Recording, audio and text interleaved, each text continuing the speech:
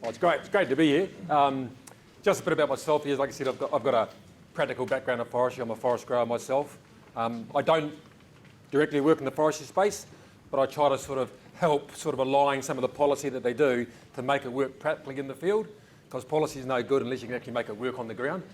So if you ever get a chance to take anyone from Wellington out into the bush or out into your farm, just do it. Just get them out there and get them walk around. But if you do, make sure you don't take the easy route, take them through the middle of the mud, take them through the worst paddock you can find, everything, so they actually realise what it's like being on a farm, that it's not, you know, all cosy and clean and 21 degrees when it's 5 degrees outside, etc. So I sort of try and get that sort of going out in the ground. I've got a couple of quick questions. Who here has actually been to an ETS presentation or done a presentation on forestry before in the emissions trading scheme? A couple. Who's actually got trees on their property? A few got things like that. So hopefully we'll be able to cover some of the base of the ETS and how we can integrate some of these things in the cycle as well. So basically, in terms of the base of the ETS, the first thing we need to know is sort of get a bit of context around it. We've already heard about the Kyoto Protocol and the Paris Agreement. The emissions trading scheme itself is basically a domestic scheme, and it sort of sits underneath the international scheme.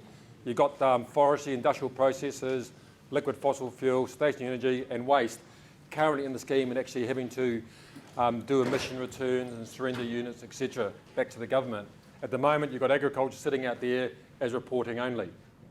So this just sort of gives a bit of context. Forest at the moment has a lot of co-benefits and is one of the cheapest ways the government can actually go out there and get additional carbon units, because under the Paris Agreement down the track, there may be some ongoing liabilities. So just to put a bit of context how the domestic trading works, it's sort of like a cyclic sort of scheme. You've got the foresters up here that can actually earn units, that they can receive units from the government when their trees grow. You've got the emitters out to the side here who have to effectively do emission returns and surrender units back to the government. They can go out into the market and actually trade with a willing forest grower who's got some units and buy and sell units in that environment there. Currently they're sitting around $21 a unit, so they might go out there, buy some units and then surrender it back into the government. So it sort of goes around in a bit of a cycle. So going on that, sort of where does forestry sit with this? Well, there's some specific things with a forest. To actually get the forestry into the scheme, it has to meet a set of certain criteria. And that basic criteria is it has to be 1 hectare in size of forest species, trees, whatever it may be, that can actually reach 5 metres in height at some point in time. It may not be 5 metres now, but at some point in the future, they have to get to 5 metres. And there has to be enough of those trees on every individual hectare to get to 30%. So as long as you've got enough trees per hectare, they can grow to 5 metres and get to 30%, that will be classed as a forest. The one other proviso under that, the way the rules are set, it has to be at least 30 metres wide on average. So you can imagine a 20 metre wide shoulder belt effectively has to be 500 metres just to get 1 hectare, but it doesn't meet the 30%, 30 metres. We'll talk a bit more about that later, about how we can integrate those into a forestry block as well. That's just a basic rule you need to sort of understand. Another one around the Kyoto is another baseline is 1990. This is a very important line through here, 1990, because those forests that are deemed to be there prior to 1990 form part of New Zealand's baseline. When you look out the window, you can see some of those really big old trees. You imagine those on the landscape. They were there prior to 1990. That's part of New Zealand's baseline. Those trees that were established after 1990, they're taking carbon out of the atmosphere, is deemed to be post-89 forestry here, and New Zealand can account for those because they're actually additional to the original baseline amount. Very important to actually acknowledge that 1990. So how does that affect us? Well, we've got the pre-1990 forests established prior to 1990. You don't need New Zealand units for those forests, but if you change that forest and deforest it and put it into pasture or another land use, there may be a liability associated with it because you're effectively taking that carbon off the baseline. There were some exemptions in the past that you had less than 50 hectares, you could get an exemption for it. Indigenous forests are not included because they're effectively under the RMA, but one point to note, if it was Indigenous forest in 1990 and through 93, 94 when the price spike was really high, there's a lot of people going out there role of crushing indigenous forests and planting pine trees. They think, oh yeah, my pine trees are 1995, they're post-89, but the reality, there was a forest and you put it into an exotic forest, but it was forest in 1990, so they're actually pre-1990 as well. Post-89, effectively new forests, so established after 1990. A big point to note here is they're voluntary, so you can voluntarily enter the emissions trading scheme and look to earn units from those, but you're also liable if there's a reduction as well. And basically, if you change the land use, you might be liable for the amount of units you've received with it. So effectively, you can earn units from the trees as they grow for a new forest. So just a couple of quick examples. Here you've got basically a partial paddock. It was grazed right through the 80s, early 90s. They decided to retire it, put in the pine trees around 1990. That would be classed as a post-89 forest. So you can voluntarily enter the scheme and earn some units. You might have another paddock where it's got some sporadic scrub sort of scattered through it. It's been heavily grazed. That scrub isn't getting any more. When you look at it, you take the stock out, then all of a sudden a whole lot more scrub comes in, and the balance of adding more scrub into it has allowed it now to get to 30% at some point in the future. That would also be classed as a post-89. Taken into context here, a lot of scrub that has been grazed through the early 90s may still be a forest even though it's grazed, because it's just slowly beating the farmers. So when you've got to look at it, being how much was there when it was grazed, if we took everything out and nothing else went in, that stuff that's there, will that actually carry on growing and get to 30%? So it's something to sort of keep aware of. So having understanding of your block's really important. You might have another block where you've got a 5 hectare gully. It's being retired effectively in the 1980s when it was abandoned. Forest started growing. As at 1990, it might have been 4, 5, 6, 7, 8 metres tall, and it's just remained there. So that's basically would be classed as post-89. Pre-1990 or non-post-89. There's a couple of real quick examples. So how does that affect us? So when you look at our increasing carbon, a point to note here, firstly, is everything is done on 5 yearly cycles, effectively for doing your emission returns. It started in 2008 through to 2012, 13 through to 17, now we're in 2018, we're effectively in the third cycle. So if you've got your post-89 forest, you get an increase in your carbon stock, you can go out, you can do your emission return, and you can accrue units, which get put into a holding account, and then you can sell those units basically in the open market like shares, effectively. If you've got a forest that's entered and you get a decrease in units, you may have to repay units back from your holding account, or go into the open market and secure units. A key point to note here is, if you don't even trade on the market, you can put those units into your account. As your forest is going up, at some point in time your forest goes down, you just go into your account and pay the units back. So you're not actually galvanising any major risks to yourself. Just sort of, where do you get all this carbon from? Well, effectively, you've got your above ground and your below ground and your coarse woody debris. About 60% is effectively above ground, it's in your branches and your merchantable crop and everything sort of above that height. And then you've got all your residual, which is your below ground, the roots, of course, woody, forest floor. That's also deemed what your carbon you get. So that when you look at the carbon curves in a minute, it takes into account all of that. The point to note here is when you do harvesting or you cut something down, all the stuff through the bottom here is deemed to decay over a period of time. Over 10 years, it slowly rots down and comes back down to zero as it's being released. So when you put this into some sort of carbon curves, you can sort of look at your exotic species have a tendency to grow a lot quicker. So you're getting quite a good, quick, fast growth through your exotics, your Douglas fir, hardwoods, redwoods, etc. Your indigenous tend to be slower. A lot of your indigenous will be Manuka, Karnuka, your primary sort of pioneering stock that goes in there first and starts to go through. You may find over time, you may get around through here somewhere a lot more hardwoods, podocarp starting to come through, depending where you are. So this curve could potentially ramp up as well. That just gives you a bit of an idea, sort of when you look around age 30, how much potentially you could get for some species. So it can be quite a high quantum of carbon. What's your existing tons of carbon? This is tons of carbon per hectare, so it's a per hectare basis.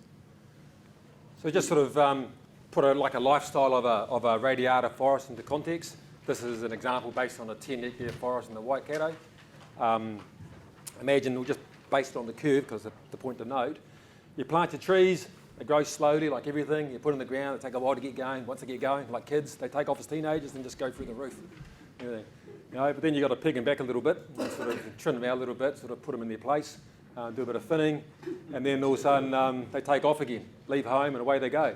So they sort of keep on ramping up, but when you come to harvest, you imagine at that point in time, you're taking all that volume off the site, so there's an immediate loss of a significant amount of carbon, as you see it going down the trucks and damaging our roads, etc. So you take it off and you sort of go through, you get that big sort of drop in carbon, which could be around about 60%. And from the previous graph, you saw the residual that was still in the ground. That's deemed to decay over a period of time. So that carries on slowly dropping down. That's just this curve through here. But then we go and replant. As we replant, we repeat the cycle, so the trees start going up again.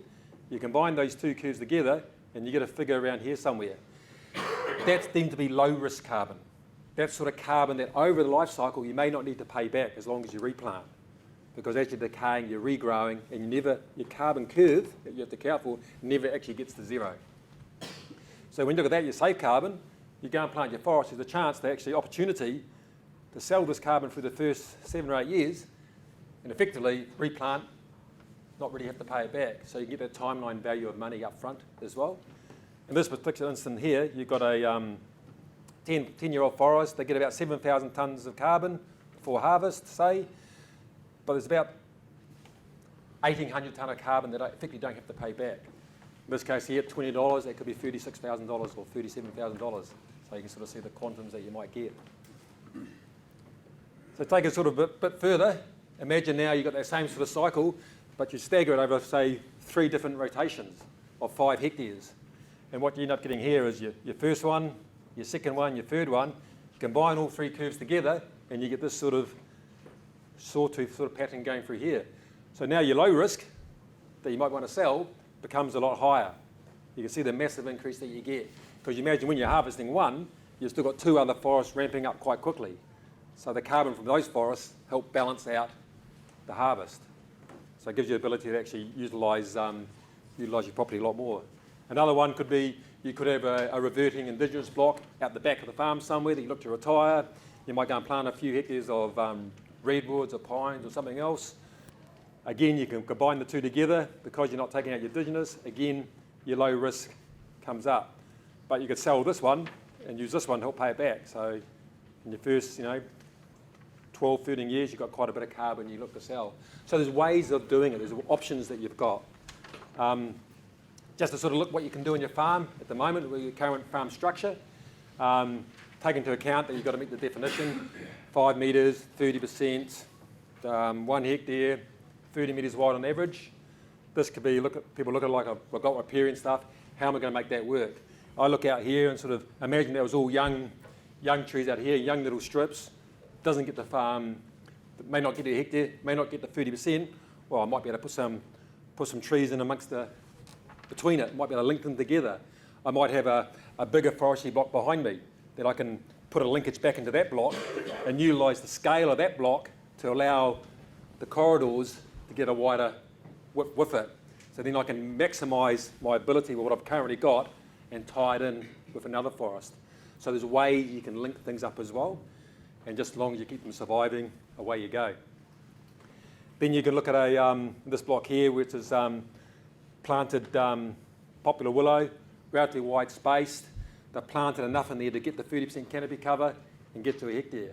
The one thing to note with here is you look around your boundary. You basically go around the outside of your forest first and make sure there's enough trees within that boundary to get the 30%. If it's not quite, you might want to put a few more and link a few things up and actually get to that quantum. This particular block here is actually registered in the emissions trading scheme, and they're earning carbon for it. You might have another block. You might have what we were talking before. Multiple age classes. It could be both for commercial, for permanent. So you maximise your low risk. The point here really is there are options. There are different ways you can do things. It's just a matter of sort of looking what is the best land use. Farmers, they know their land better than I do, and they know what options, what pasture does actually have a high, stock holding unit. Maybe some blocks that have a lower stock holding unit. It's just a matter of balancing stuff out.